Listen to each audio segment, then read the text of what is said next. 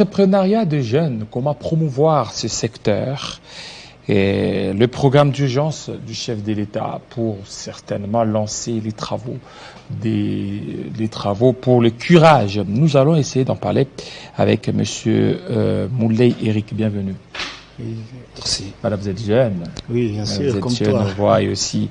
Alors, pour vous, d'abord, il y a le travaux de curage. Il y a d'abord un appel d'offres qui a été lancé. Et par rapport à cet appel d'offres, il y a MGB qui a été retenu.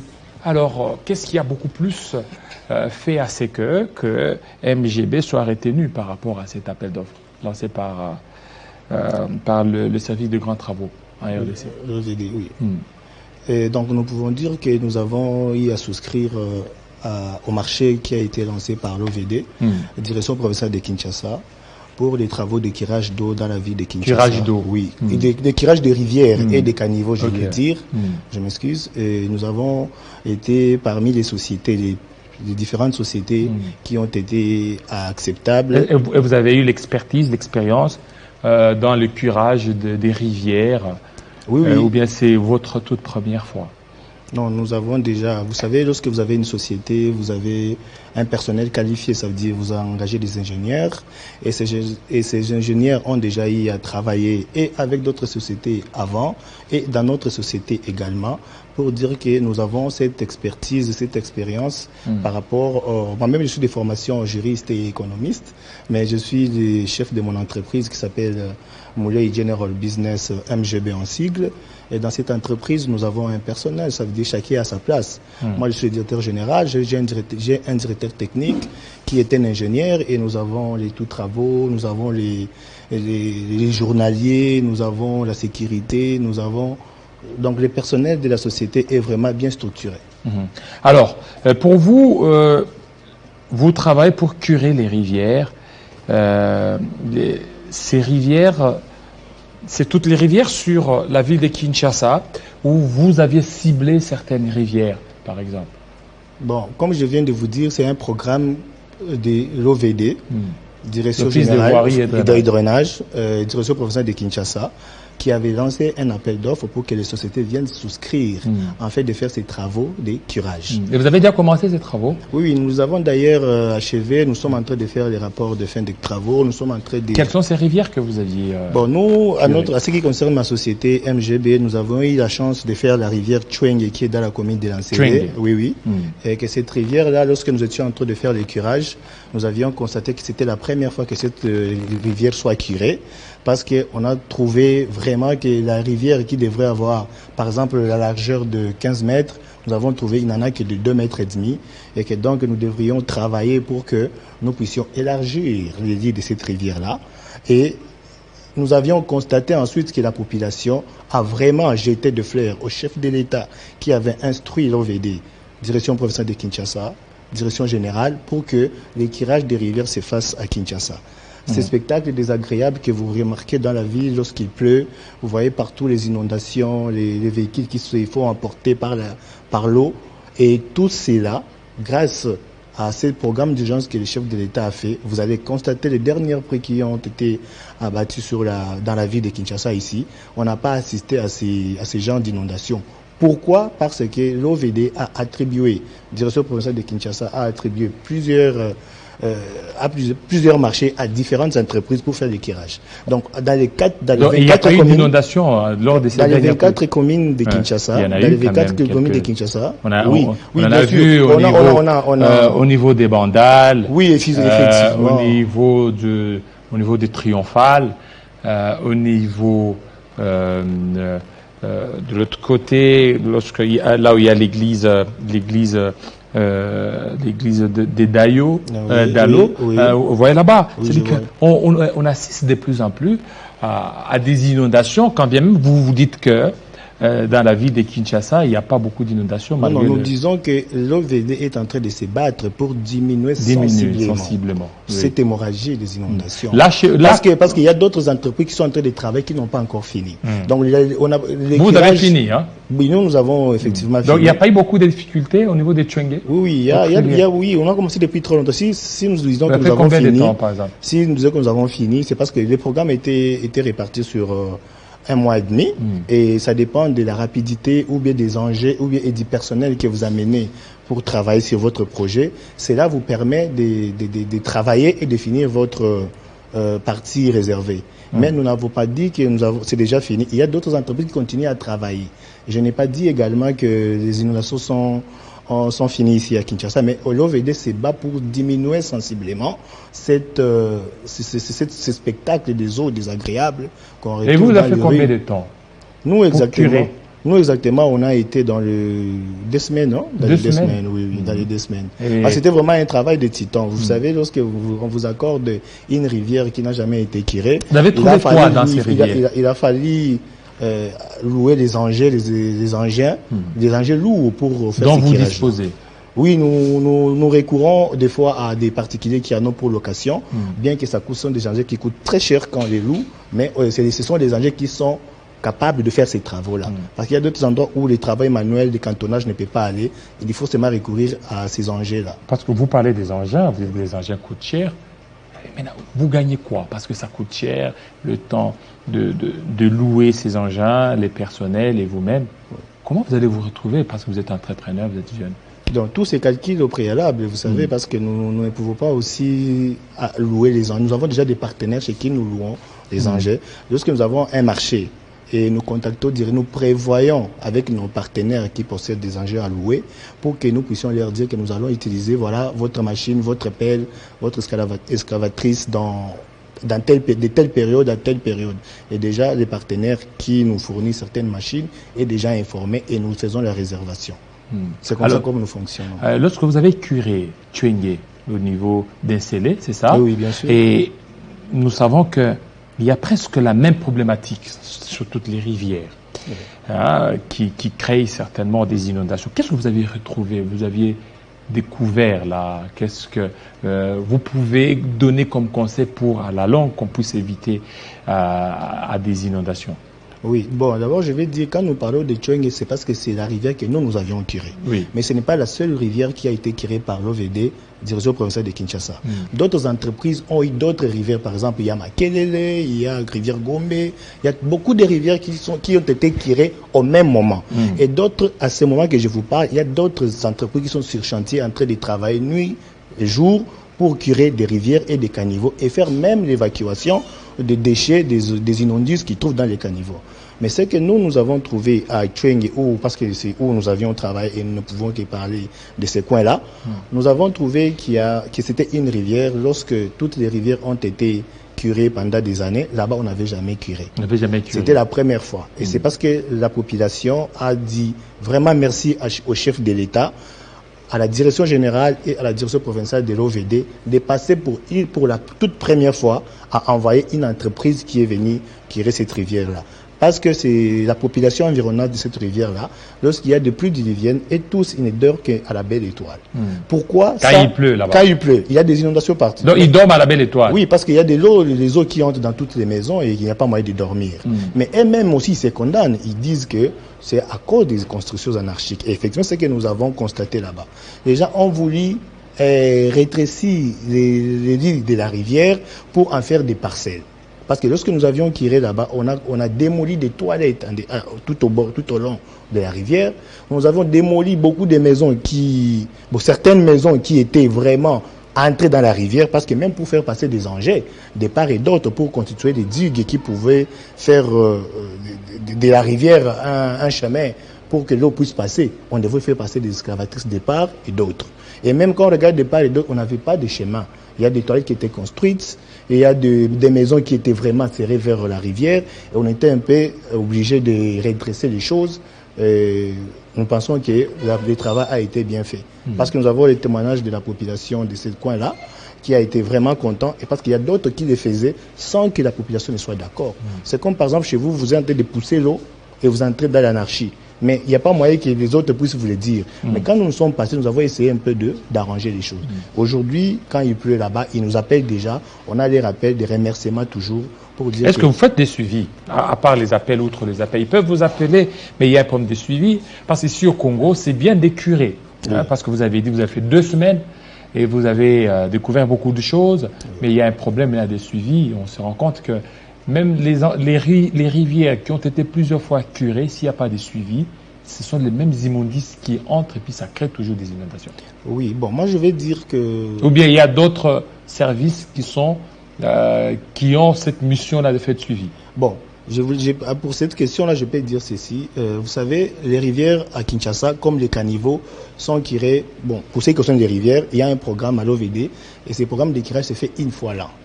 Pour répondre à la question de suivi, là, je m'adresserai peut-être aux autorités, comme le chef de l'État et le gouvernement, d'accorder encore plus de moyens à l'OVD pour que l'OVD puisse dupliquer ces programmes de curage. C'est ce qui va répondre à la question du suivi. Parce que si nous sommes en décembre 2022 et que nous devons encore curer en décembre 2023, une année, la population de Kinshasa est aujourd'hui estimée à 12 millions ou 15 millions d'habitants. Et imaginez les immondices produits par ces nombres d'habitants qui doivent se retrouver dans les rivières, dans les caniveaux. Et que ces caniveaux soient seulement curés une fois l'an. Savez-vous que ça ne va pas vraiment montrer comme si on a travaillé. Alors, c'est ainsi que je peux peut-être, dans le cas du suivi, qu'on puisse augmenter la poche ou bien les budgets réservés à l'OVD, au lieu de les faire une fois là, de les faire 2, maximum 3 fois là. Parce que lorsque les curages des rivières et des caniveaux se font en prévention de la période de la pluie, qui arrive souvent au mois de septembre, et si les curages, les 3 séquences de curages peuvent se faire avant le mois de septembre, pour que lorsque la pluie commence en septembre, que toutes les rivières soient ouvertes, et vous ne constaterez plus jamais ces spectacles désagréables lorsqu'il pleut. On voit des véhicules qui sont inondés, les maisons qui sont inondées, et les routes, il n'y a plus de chemins et tout. Je pense qu'en termes de suivi... Il y a même des garanties pour ça, par rapport à ça. Les garanties pour qu'on ne puisse plus retomber dans les mêmes erreurs, dans le même travers, là, pour éviter encore des inondations à la longue. Oui, des garanties, c'est, vous savez que l'OVD, qui est l'Office de voirie et drainage, dans ses attributions, il ne peut pas manquer de garanties. Sauf si les moyens qui doivent lui être attribués pour faire la sécurité, l'assurance de ces garanties-là, peut lui manquer. Mais je suppose qu'à mon humble avis, même si je ne suis pas de la maison de l'OVD, ça ne peut pas manquer. Est-ce que maintenant, cet appel d'offres-là des Twenge, ça vous va ou bien vous voulez encore d'autres appels, vous voulez aller pas seulement sceller ailleurs pour certainement continuer à travailler pour lutter contre les inondations? Vous savez, pour cette année, nous pouvons dire que nous avons eu Twenge parce qu'on a soumissionné. Tout comme l'année prochaine, on peut soumissionner, on ne va pas nous accepter, on ne va pas nous prendre. Donc, l'OVD, à lui seul, c'est sur quels critères se base pour recruter une entreprise et sur quels critères il se base pour dire que non, vous allez curer soit la rivière ou soit les caniveaux. Parce que c'est lui-même, l'OVD, qui a la qualité. Ce sont des histoires fait maison, ce sont des histoires de la maison que nous, les entreprises privées, externes, nous ne pouvons pas savoir. Parce que tout le monde est appelé à soumissionner au marché. Mais ce n'est que seul l'OVD sait sur quels critères il se base pour dire que non, on prend monsieur tel et non monsieur tel. Et vous demandez quoi l'OVD? Que l'OVD vous revienne?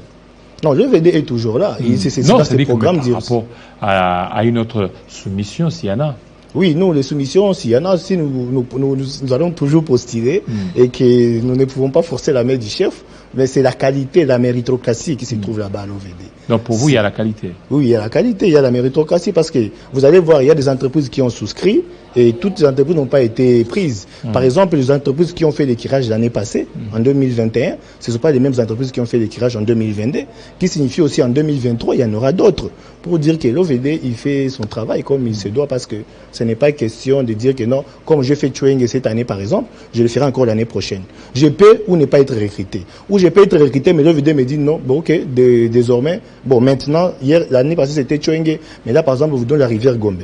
Vous voyez, ce n'est pas à moi d'imposer, c'est l'OVD qui attribue selon ses capacités, selon ses convictions, un marché à une entreprise. Alors quel est l'avenir des MGB après le marché Twenge? Non, après le marché Twenge, MGB existait et va continuer à exister parce que c'est une entreprise privée qui œuvrent dans beaucoup de secteurs. Nous sommes dans les commerces généraux, nous sommes dans les transports, nous sommes dans la fabrication et livraison des matériaux de construction. Entre autres, nous encadrons les jeunes à faire, ici dans la ville de Kinshasa, à faire des métiers, à faire des travaux à travers notre société. Et c'est avec ça que la société MGB vit. Et il continuera toujours à vivre de ses activités commerciales, de ses prestations de services. C'est ce que je peux dire. Alors, vous êtes aussi un cadreur des jeunes. Bien sûr. Ah, vous êtes entrepreneur. Mais qu'est-ce qu'aujourd'hui, vous pouvez tout faire pour certainement améliorer l'encadrement des jeunes? Parce qu'actuellement, lorsque les jeunes terminent leurs études, ils veulent occuper des bureaux climatisés, ils veulent une vie luxueuse. Alors que vous êtes jeune, et qu'est-ce que vous pouvez donner comme politique pour un encadrement durable de cette catégorie? Bon, moi, je dis la politique et la prise en charge, hein, que les jeunes se sentent qu'ils peuvent se prendre en charge. Pourquoi? Parce que, étant jeunes, nous avons il y a certains jeunes qui ont la chance de faire, par exemple, les études, les autres non. Mais nous qui avons fait les études et ceux qui ne l'avons pas fait, tous nous sommes des jeunes. Et l'autoprise en charge est la meilleure des choses à faire pour la jeunesse. Parce que lorsque les jeunes sont conscients qu'ils doivent se prendre en charge, là, je pense qu'ils peuvent quitter de cette étape où ils sont des jeunes qui restent à la maison à ne rien faire, à passer leur temps en train de prendre les chambres et autres, à ces jeunes qui ont un esprit occupé. Ça veut dire qu'ils doivent chercher. Vous voyez même, il y a de ces jeunes-là qui font les cabines, il y a ces jeunes qui vendent de l'eau dans la rue et tout et tout. Pourquoi? Parce qu'ils supposent qu'il a des charges auxquelles il doit répondre. Rester à la maison, croiser les bras n'a jamais été une solution. Et aujourd'hui, vous avez suivi le 30 novembre, le chef de l'État avait parlé avec les jeunes à l'Assemblée nationale. Et il est prévu que, avec le président Félix Tshisekedi, de créer des millionnaires congolais. Mais comment nous allons créer les millionnaires congolais si même nous les jeunes, nous ne savons pas créer de petites et moyennes entreprises? Si nous les jeunes, nous ne savons pas payer même la patente pour commencer une activité, faire une petite boutique qui peut devenir demain une alimentation, faire une petite maison de vivres frais qui peut devenir demain une grande chambre froide. Nous devons savoir commencer bas pour monter. Moi-même avec ma société, j'ai commencé il y a 5 ans. J'ai commencé là où j'ai commencé et là où je suis aujourd'hui. Si quelqu'un était quand j'avais commencé et quand il me voit aujourd'hui, ça n'a pas été facile. Aujourd'hui, nous commençons à souscrire au marché, mais avant, ce n'était pas comme ça. On a commencé avec des petites choses, de rien du tout. On s'est battu toujours dans la ville de Kinshasa. Et aujourd'hui, on a commencé à remonter l'entreprise, à faire en sorte que nous puissions avoir quand même nos recettes, nous puissions avoir nos bénéfices, on les épargne et on sait créer d'autres activités au sein de la société. Parce que nous, État Moulay General Business, SARL, donc vous comprenez que nous sommes dans le business général. Même si vous, messieurs les journalistes, vous nous appelez pour commencer à vendre les bananes pour vous, on va les vendre. Mais l'essentiel est que vous nous donniez notre dividende. Donc voilà un peu. C'est bien. Donc c'est vraiment un bon conseil à donner aux jeunes pour que ces jeunes se prennent en charge. Oui, effectivement. Merci beaucoup, monsieur Éric Moulay, un cadreur. C'est moi qui vous remercie. Et derrière tout ça, c'est quoi la politique? Vous avez des visées aussi politiques? Bon, moi, premièrement, je suis un jeune et le pays ici nous appartient tous. Ici, je ne suis pas venu dans les cadres politiques. Vous serez aussi à Bukavu? Mais oui, bien sûr, c'est ma ville, province où je suis né. La ville, province, Bukavu. Oui, vous voyez, avec mes compatriotes, ces derniers temps, ça ne marche pas bien là-bas. Je suis vraiment de cœur avec eux. D'ailleurs, nous sommes sur un projet de créer une fondation à mon nom qui déjà va être lancée l'année prochaine. Une fondation qui s'appellera FOMA, Fondation Mapatano. Mapatano, c'est un mot en swahili qui signifie les alliances, les attentes, là où les gens doivent s'entendre. Vous savez, j'ai été à Lubumbashi, j'ai vu toujours partout des pancartes qui parlent des tribalismes. On est en train de lutter contre les tribus. Donc ça veut dire que les différentes tribus d'une province doivent cohabiter. La cohabitation. Et cette cohabitation-là, en swahili, s'appelle Mapatano, Boyokani. Si vous êtes si vous êtes de la même province, vous êtes du même pays comme nous devons nous attendre. Nous devons nous attendre. Merci. Et cela est prévu aussi pour ma ville, province. Merci. Et un coup, et vraiment, nous avons attendu que là-bas, il y a la guerre. Pour la population de l'Est, nous ne pouvons pas manquer de dire aimant, nous sommes derrière. Et Moi-même, je suis né là-bas. J'ai vécu personnellement certaines guerres dans cette ville de Bukavu, qui est la province voisine avec la ville de Goma. Et toutes ces massacres qui sont perpétrés là-bas, nous sommes vraiment de cœur avec eux. Et que surtout le président de la République est en train de se battre pour que la paix revienne à l'est de la République. Pour que la paix revienne à l'est de la RDC. Nous allons parler de la paix, de l'agression rwandaise avec notre Eric. C'est tout de suite.